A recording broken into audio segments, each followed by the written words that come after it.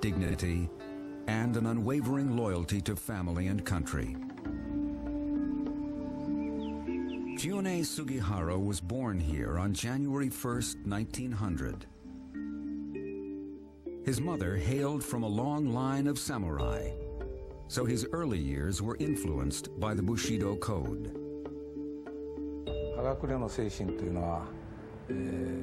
In my humble experiences, I think Bushido can be characterized as brave, to live bravely as a human being.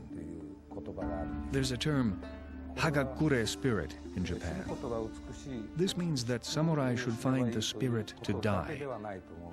It doesn't only mean that they should find beauty in dying, but also to live strongly. This is what my father taught me.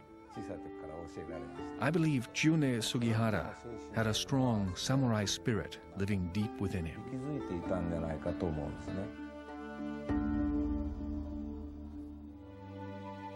Sugihara was always a fine student and showed a gift for foreign languages.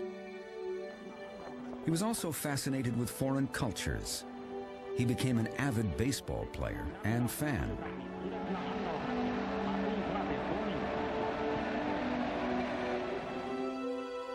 After high school, Sugihara's father pushed his son to become a doctor and ordered him to take a medical school entrance exam.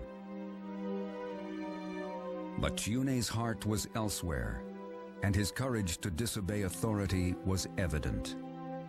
We went to take the test. He didn't write any answer because he didn't want to go into that school. And he only wrote his name on a paper, and he came out, ate the lunch box, and came back quietly to his home and kept quiet. But later, grandfather found that he flagged intentionally, so he got furious. In 1918, against his father's wishes, Chiune enrolled at the progressive Waseda University in Tokyo. He wanted to study English literature. Sugihara's father refused to finance his son's education, so Chiune worked at odd jobs to survive. Then in 1919, he spotted a newspaper ad looking for candidates to study for foreign service. All expenses paid. The entrance exam was intensely competitive, but he was awarded a scholarship to a Japanese diplomatic training school in China. Sugihara's destiny would now lead him to Manchuria.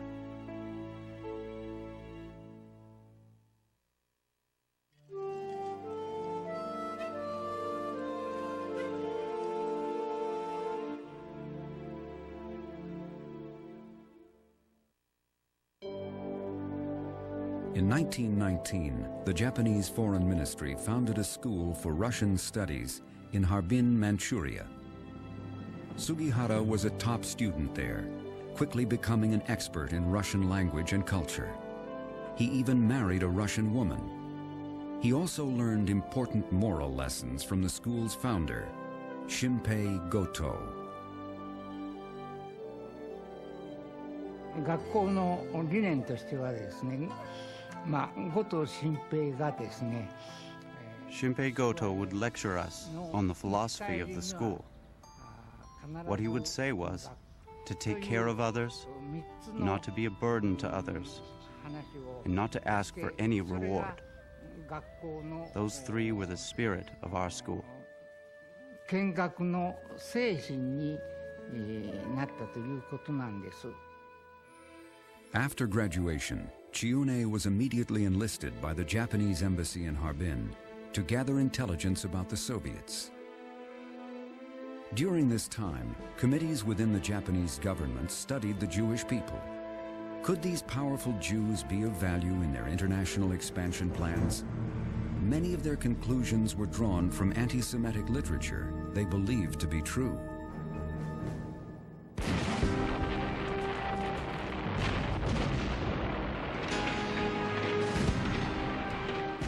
On September 18, 1931, the Japanese military seized control of all of Manchuria and established a Japanese puppet state called Manchukuo.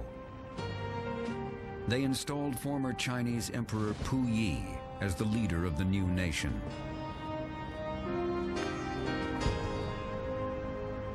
Japanese militarists believed if Japan was to become a great international power, they needed to continue conquering territory and colonizing these new possessions. However, there was another group who believed there was a different way to achieve their lofty national ambitions. These were the industrialists, especially Manchurian industrialists. They said, why build a military and waste all that money on guns and munitions and being hated and stabbed in the back and going to wars? Isn't there another way? Yes, there is another way. Make a great product. Sell it. They will buy it from you whether they love you or hate you. And you'll become rich, you'll become strong, you'll become powerful and invincible. But, and the but is the killer, everything made in Japan in 1920s and 1930s was junk. If you bought a pair of shoes made in Japan, if you wear it in the rain, it would dissolve. If you bought a shirt made in Japan, if you pulled the thread, the whole shirt would come apart. They said in their cabinet meetings, we never made a good pair of shoes.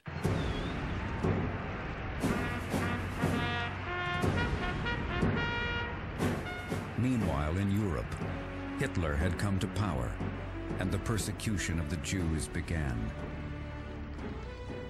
Hitler's anti-Semitic goals were being achieved by ridding Germany of the Jewish people.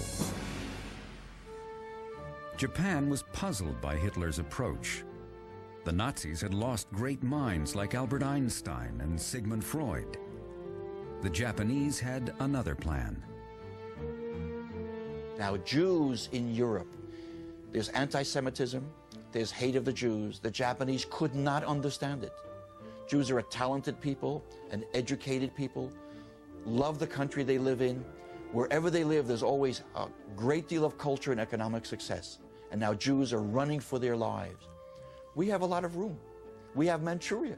And if we don't populate Manchuria, we're going to lose it. Jews are engineers. Jews are architects. Jews are designers. Jews know how to make clothing. With Jewish brains, with Jewish technology, with Jewish experience, and with a disciplined Japanese labor force, we could create a joint venture that is made in heaven.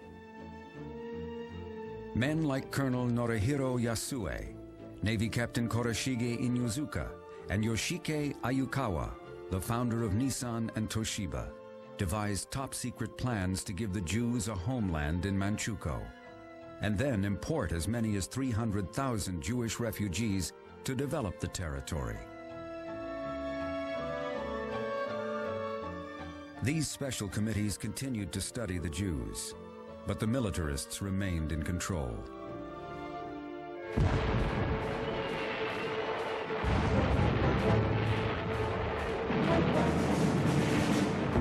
In 1932, they attacked the port of Shanghai and took over the city.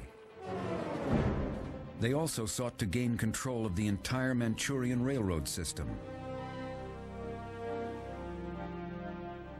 Sugihara was called on to negotiate the purchase of the northern portion of the railroad from the Russians. He was the perfect choice for the critical mission. In addition to his Russian skills, he had also gained inside information about the railroad from the local residents. He helped the Chinese and Korean farmers when they had a really bad flood. Later, they were working on the railroad as a laborers. So when they heard that Chiune was negotiating with the Russian, they said, we want to help you. And they became his volunteer and start giving him all the information about this railroad. He, with his Chinese spies, basically were able to go around and find out the true value of the Northern Manchurian Railroad, which the Russians had valued much higher. Because of his intelligence gathering information, he offered them half as much as they had wanted. And as a result, he paid a fair market value for the Northern Manchurian Railroad, which infuriated the Russians.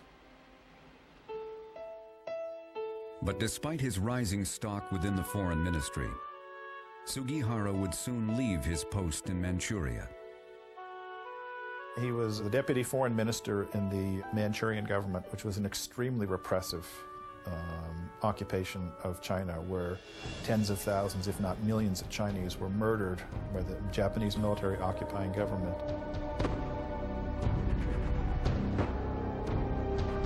I resigned from my post in the foreign ministry of Manchukuo because the Japanese dealt with the Chinese cruelly. They didn't consider them human. I couldn't bear that.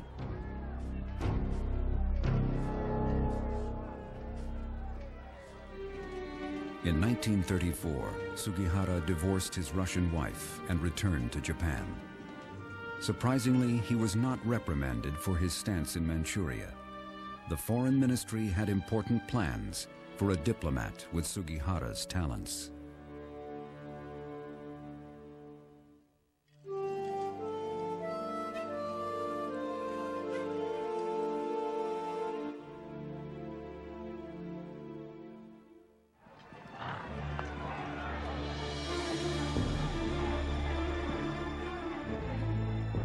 In Europe, the persecution of the Jews was escalating rapidly.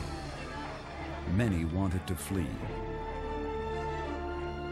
But in July of 1938, 32 Western nations met in Evian, France, and determined that their borders would be closed to the Jewish people. Then in December, Japanese leaders gathered to clarify their policy toward Jewish refugees. The meeting was known as the Five Ministers' Conference. At the Five Ministers' Conference, they expressed in writing a policy that was a very simple statement. Basically said that we do not want to alienate the United States, nor do we want to alienate Germany. We will treat Jews according to the existing laws of immigration as we treat all foreigners. But for those who may be of utility value to Japan, we will be especially receptive. The pro-Jewish faction in the Japanese government used the ambiguous policy to support their goals of establishing a Jewish state in China. They sent an emissary, Kozo Tamura, to the United States to make a proposal to the influential Rabbi Dr. Stephen S. Wise, president of the American Jewish Congress. And so Mr. Tamura comes to America and meets Rabbi Wise and meets him in his office. What did he offer him? We would be willing to take the Jews of Europe without passport, without visa, without money, without ransom, and without a trick. Just come. This is what Mr. Tamura presented to Rabbi Stephen Wise. I remember speaking to Mr. Tamura, and he remembered that meeting very vividly. And Dr. Wise seemed very tall to him and overbearing, and placed his arms around him, pressing down his shoulders, and led him to the door and threw him out, politely, but threw him out of his office. The question one asks is, why did Rabbi Wise miss this opportunity to save so many Jews of Europe? You have to understand Rabbi Wise at his time. It's unfair to be the Monday morning quarterback after the Sunday football game. Rabbi Wise believed with a prophetic faith that if things become worse in Europe, if things become unbearable in Europe, Roosevelt, who was a gentleman, will open America to Jews, and England, which is Christian, will open Palestine to Jews. In addition, Rabbi Wise felt that he had no leverage in Japan. He had no influence in Japan. What if Jews would come to Japan and tomorrow the Japanese will line up against the wall and shoot them? What could he do? He couldn't protect them. He had no influence with them. So Rabbi Wise declined that offer. But of course, Roosevelt never opened American shores. And Churchill didn't open Palestine.